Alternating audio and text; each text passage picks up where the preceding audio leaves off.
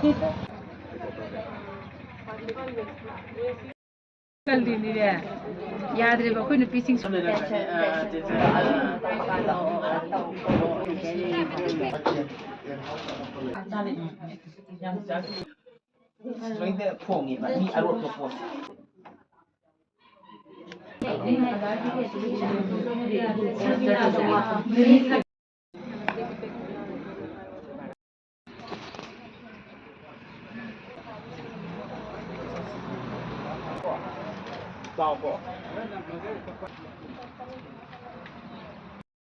Hoi ahanbada aihangna haijaningbasi akoi ngasigi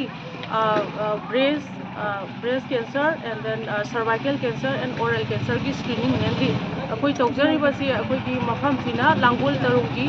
arm Ayushman Arogya Mandir haiba mafam sidani which is organized by the nupi gi damak haiba team asina organized tawraga akoi gi client mayam se pubirakpani aduna ngasai cancer haiba simakta ku aikoina symptomatic oiraga magi symptom phangaba like for example aikoigi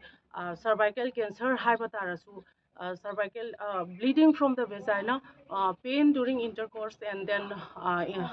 bleeding during the mens. Sugumba mayam pain oiba abdominal pain oiba sugumba matamdada akoina thengnajai hariba have the advanced stage oiraba matamdada aduna hana ngantana khangaurabadi akoi prevention fazana prevent tawraga or natraga early intervention laura kanuda akoi treatment chathangwa yanabagi damakta akoina mainly cervical cancer ki se akoina early stage da at the most screening ase tawjabani aduna akoi gi screening sida akoina yamna akoi gi nupi gi damakta hairiba akoi gi organization sina akoi client mayam se pubira ekwa aduna awareness ama yamna darkar tai sigi damakta awareness su mayamna sandokpiyo aduga sumaina test tawba lakpina ba sisu aina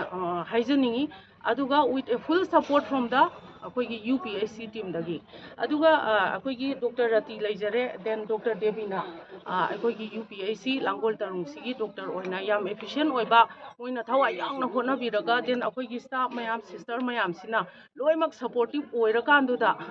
akoi masi pangthokpa ngamjabani aduga akoigi path ki team sina main akoigi support pibiraga khulai ama pibire path ki team dana sponsor tawbirakanda khulai sigi maming akoina cervical scope haina akoina kaujai aduna cervical scope sina akoigi AI based tawraga ngasagi khulai sina adum detect tawduni whether infection laibra normal laibra then adagi cancerous oibagi early stage da laibra haibasi akoina sina detect tawjare aduga sigi tawriba detect tawre red color si tholakpa taraboidi akoina cervical cancer suspected oire aduna oirani haiba makti nate ko further treatment chatharaga investigation chatharaga treatment lagadawrini sugumbo case se akoina kainoda Jennings amuk refer tawjare aduga early intervention pinaba sumain tawdana patient satisfaction di mayam ama phangi sigi khulai sigi matungina akoina tawjaba matamda aduna sigi Langol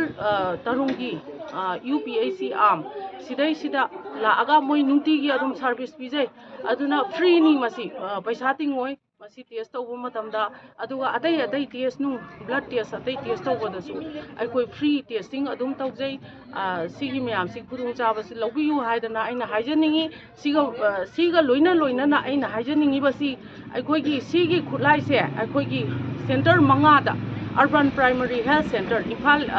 distinct urban areas da center mangada thamjai akoi si thamjariba mafam gaidi Kwakathel UPSC da ama thamjare Langol Tarung UPSC si da ama thamjare then Sangaipat UPSC da ama thamjare then Mantripur Creek UPSC da then Kakching UPSC da center manga si da koina pilot project oina thamjabani haurakpagi oina akoi si haujarakpasi February 26 2024 dagi haujare aduga